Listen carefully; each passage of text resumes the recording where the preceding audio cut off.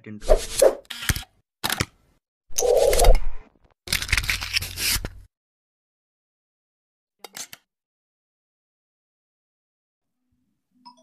السلام عليكم. النهاردة أول درس أو أول حلقة أو أول فيديو من فيديوهات سلسلة التنظيم، سلسلة فن التنظيم. بصي، مبدئيا يعني لو انتي بيتك مكركب أو لو انتي عندك مشكلة في البيت، لو انتي عندك كراكيب مش عارفة توديها فين، لو دايما في حاجات مش عارفة ترتبيها ازاي، وكل ما بترتبيها بترجع تاني، فده بيحصل لنا كلنا. تمام، وانا كنت واحدة منكم بالظبط زيكم بالظبط، وساعات كتير جدا بوصل المرحلة دي تاني.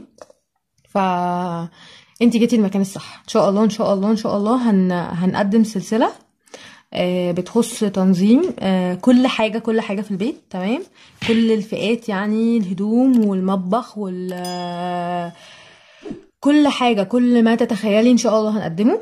تمام، فانا هقول لكم نصايح شوية نصايح صغيرة يعني. تمام، في كل فيديو هقول لكم انا عملت ايه، يمكن اساعد حد، يمكن اعرف اساعد حد، واتمنى ان احنا من خلال السلسلة دي نبقى صحاب، عشان يعني انا بحلم ان الفيديوهات دي توصل مثلا لطريقة معينة كده، ومش عارفة بس كنت هعرف اعمل ده ولا لا، بس يا ريت تساعدوني.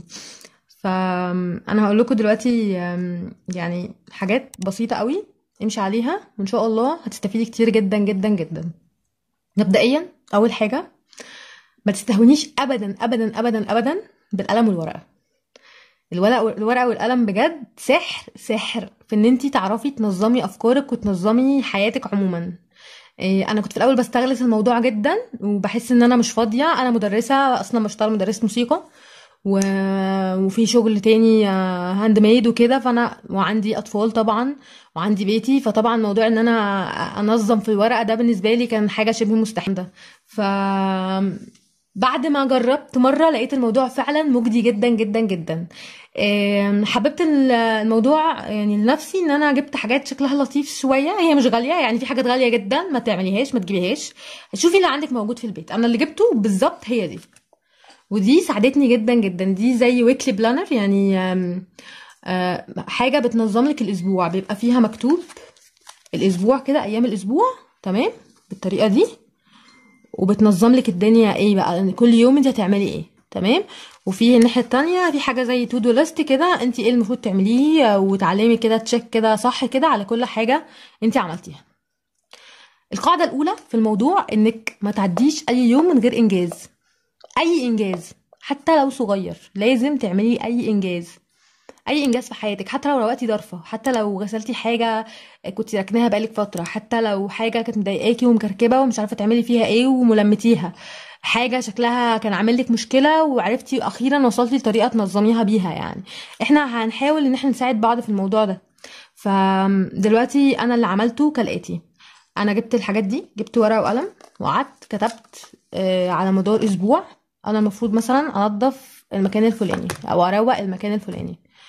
وبسطت الشغل جدا، ما عملتش المكان ده في يوم واحد، انا بسطت الشغل جدا جدا لدرجه مش ممكن تخيلوها يعني. خليت في اليوم حاجه بسيطه جدا، فلما كنت بعملها والاقي نفسي بعمل عليها صح كنت بحس بانجاز غير طبيعي. انا عملت حاجه النهارده، لان اليوم اللي بيعدي فعلا والواحد ما بيعملش فيه حاجه بيجي على اخر اليوم يحس ان هو مخنوق متضايق، انا ما عملتش حاجه في اليوم ده. فانجزوا اي حاجه في يومكم، فاهمين؟ دي اول حاجه عملتها، جبت ورقه وكتبت فيها الحاجات اللي انا محتاجاها، وفعلا التزمت على قد ما قدرت بالموضوع، لان في الاخر انا بسطت الامور على قد ما قدرت. في حاجتين ممكن يساعدوكي. انا قريت كتاب اسمه سحر التنظيم. الكتاب ده بتاع واحده يابانيه اسمها ماري كوندو.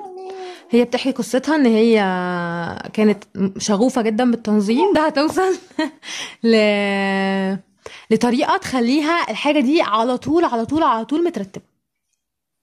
ف ده الكتاب، دي فكره الكتاب. تمام، انا في حاجات في البيت التزمت بيها فعلا في الكتاب ده ونجحت. تمام، وفي صفحه تانية على الفيسبوك لو عايزين بحط لكم الرابط بتاعها، بتعمل الموضوع ده بشكل يعني، كتاب بيتكلم عن موضوع فئات. كتاب ماري كوندو ده بيتكلم عن موضوع فئات، يعني بتتكلم بعمل ايه في الفئه بتاعه الهدوم، بعمل ايه في الفئه بتاعه الورق المهم، بعمل ايه في الفئه بتاعه المشتريات، بعمل كده. لكن الصفحه بتعمل الصفحه اسمها فلاي ليدي، بتعمل بالمنطقة.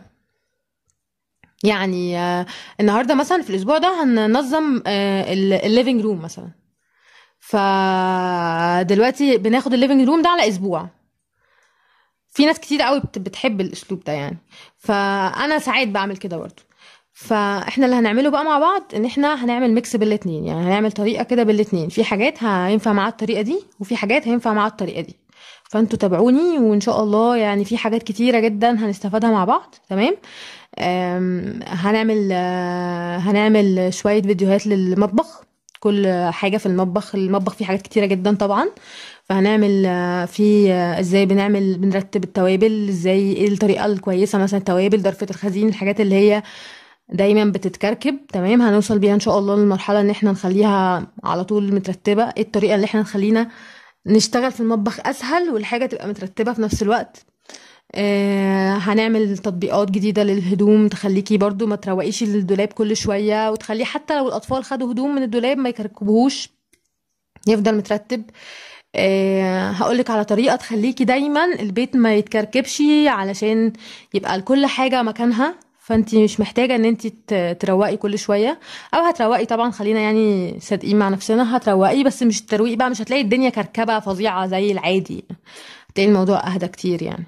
فبرضو اكتبوا لي في اقتراحاتكم كده في التعليقات، انتوا ايه اللي عايزين ايه اكتر حاجه مضايقاكم في البيت، ايه اكتر حته مش عارفين تقعدوا فيها من كتر الكركبه، ايه اكتر حاجه كل ما بترتبيها بتبوظ تاني. و... وان شاء الله هنوصل لحلول مع بعض، ومستنيه اقتراحاتكم.